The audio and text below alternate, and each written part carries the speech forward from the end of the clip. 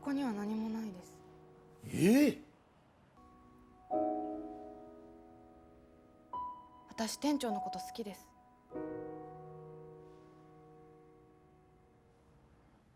本当に？ありがとう。え？いや、よかった。俺てっきり立花さんに嫌われてると思ってたよ。이 영화의 기본적인 스토리는 고등학생인 타치바나 아키라가 아르바이트를 하는 패밀리 레스토랑의 점장인 콘도 마사미를 짝사랑한다는 내용의 영화입니다. 참고로 작품 속에서 아키라는 고등학생이고 점장은 45세에 아들이 하나 있는 돌싱남입니다.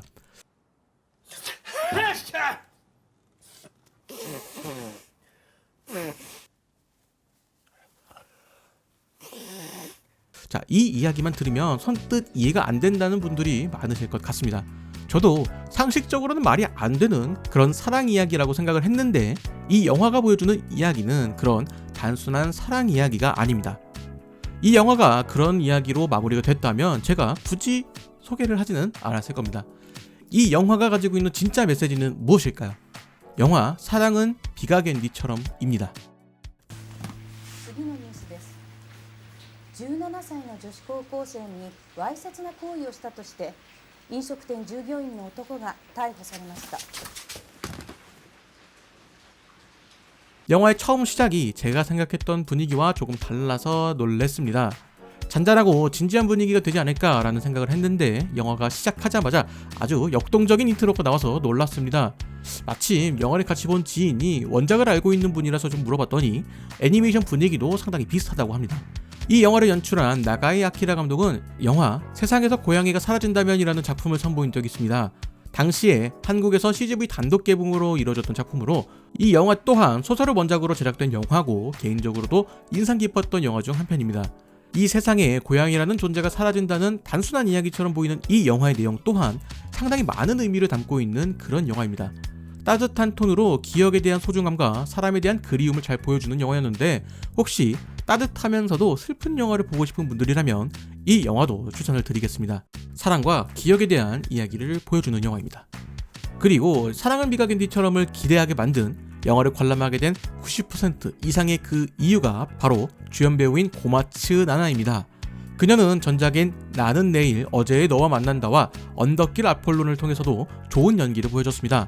특히 그녀의 외모에서 풍기는 다양한 이미지가 상당히 매력적인 배우죠.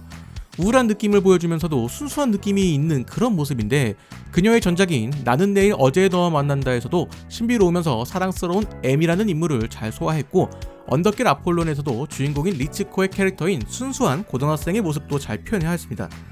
이번 작품에서는 이전과는 다른 원작 만화와 애니메이션에서 느껴진 신비한 차도녀 같은 느낌에 가장 적합한 배우가 아닐까라는 생각도 들었습니다. 원작 애니메이션에서 아키라의 모습을 보면 고마츠 나나의 모습이 떠오를 정도로 원작 만화와 비슷한 느낌을 보여줍니다. 작품 속 아키라가 가지고 있는 어두운 면과 순수하면서도 사랑스러운 그런 모습을 너무나도 잘 보여주었습니다. 단순히 고마츠 나나의 매력을 보기 위해서 이 영화를 관람한다 하더라도 충분히 만족할 것 같네요. 그녀의 이미지를 가장 잘 보여준 그런 작품이지 않을까 싶습니다.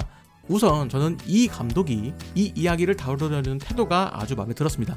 자칫하면 이야기가 이상해 보일 수 있음에도 감독은 이 영화의 중심을 아주 잘 잡고 있습니다. 아키라를 비추는 모습에서는 진지한 자세로 보여주고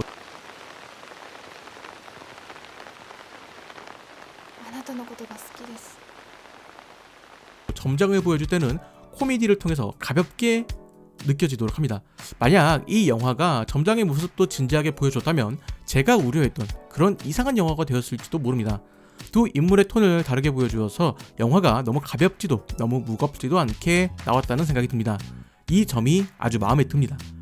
店長 뭐俺って臭いのかな? 臭いです。そんなことより 뿐만 아니라 이 영화는 다양한 시선을 보여줍니다. 영화의 초반에는 아키라를 관찰하는 시점으로 영화가 시작이 됩니다. 그런 이유로 일부 관음적인 연출로 느껴지는 장면이 보이기도 하지만 아키라의 마음을 알게 되면서 그녀의 감정에 충실해지고 점장이 아키라의 마음을 알게 된 이후에는 자연스럽게 점장의 시선으로 영화가 진행됩니다. 그리고 중간중간 두 사람이 아닌 제3자의 시선을 개입시킴으로써 두 사람의 관계가 이뤄질 수 없는 관계임을 지속적으로 각인시키고 있습니다. つまり楽しかった陸上がダメになって今は恋をしちゃってるんだ。でもその相手が45歳のおっさんってキモくね？ 육상 선수로 활동하던 아키라가 부상으로 인해서 육상부를 그만두게 됩니다. 목발을 짚으면서 다니는 신세가 되었습니다. 그리고 비를 피하기 위해서 들어간 레스토랑에서 그를 우연히 만나게 되죠. 私これ頼んでませんけど。サービスです。ただ雨が止むのを待ってるだけじゃつまらないでしょ。きっとすぐ止みますよ。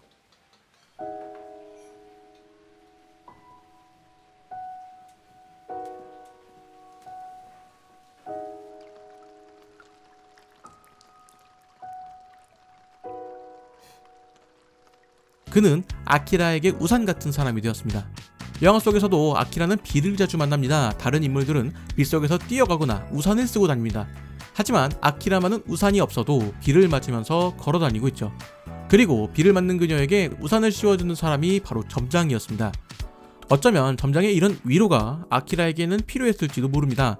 극중 아키라에게는 아버지가 안 계시기에 그녀의 어머니가 혼자 일과 가정을 모두 챙기고 있기 때문에 아키라에게 많은 신경을 쓰지 못할 수도 있겠다는 생각이 듭니다. 그런 아버지의 부재로 인해서 점장에게 기대고 싶어하는 그런 마음은 아닐까 생각해볼 수 있는 여지가 있습니다. 아키라는 무모해 보일 정도로 점장에 대한 마음을 보입니다. 데이트를 하자고 하고 지속적으로 고백을 하죠. 어쩌면 이런 무모한 고백이 10대 청소년이기 때문에 가능한 일은 아닐까 라는 생각이 듭니다. 영화는 이런 마음을 점장을 통해서 이야기하고 있습니다. 점장은 그런 그들을 동경하고 있습니다. 아직 어린 나이이기 때문에 무엇이든 도전할 수 있고 사랑도 할 수 있다고 생각을 하고 있습니다. 輝いてるよな。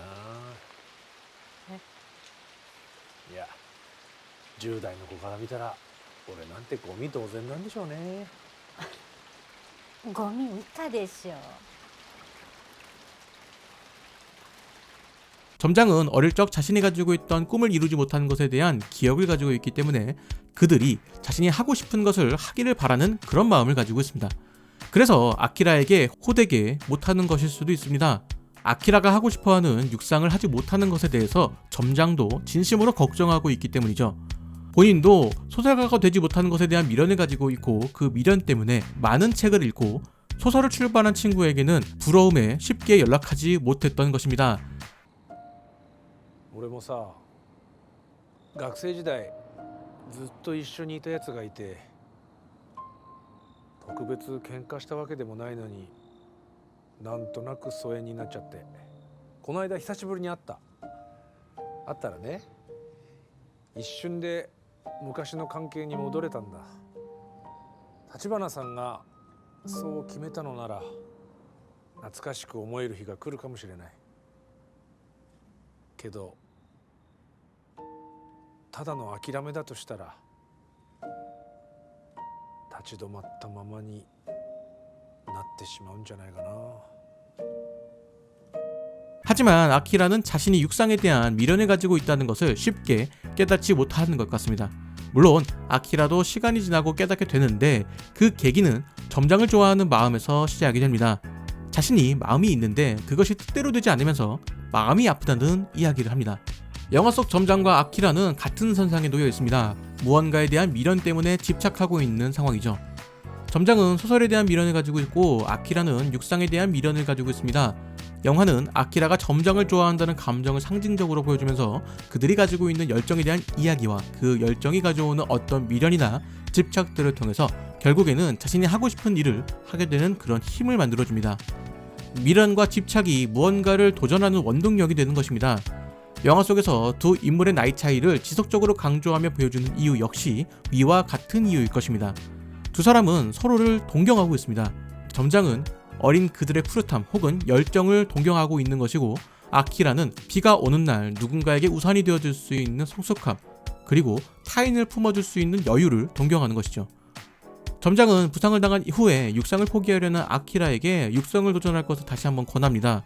그때 과거 자신이 도전하지 못해서 후회를 해봤고 아직도 진행 중이기에 그녀가 그런 감정을 똑같이 느끼게 하고 싶지 않을 겁니다. 반대로 아키라는 자신을 늙은 아저씨라고 치부하는 점장에게 자신감을 준 것이 아닐까 싶습니다.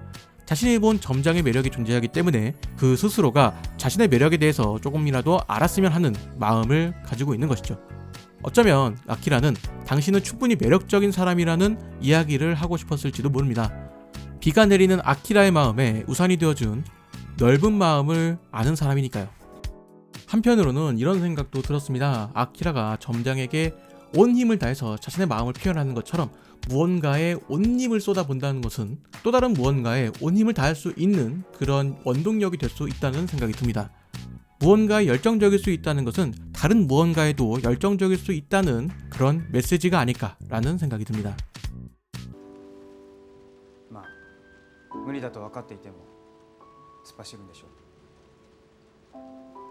スポーツやってるやつらの気が知れねえけど決着つけたら。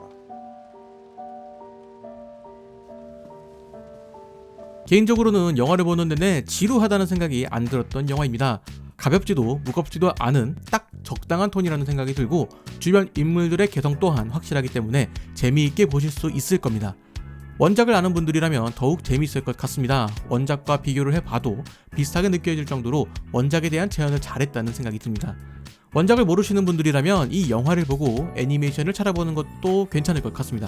저도 이 영화를 보고 애니메이션이 보고 싶다라는 생각이 들었습니다. 자신의 마음속에 비가 내리고 있다면 이 영화를 추천드립니다. 이 영화가 그 비가 그칠 때까지 함께 해줄 것 같다는 생각이 듭니다.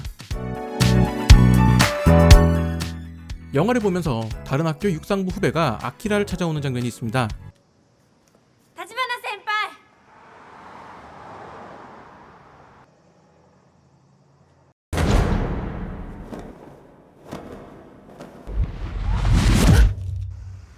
그리고 자신이 동경하던 아키라가 대회에 못 나온다며 그녀에게 육상을 다시 하라고 협박 아닌 부탁을 하게 됩니다. なんで走らへんのですか。うちずっと橘先輩に憧れてました。うちも1年前にやってるんです。先輩のタイムすぐにぶち抜きますから。ああ、でももう関係ないんですよね。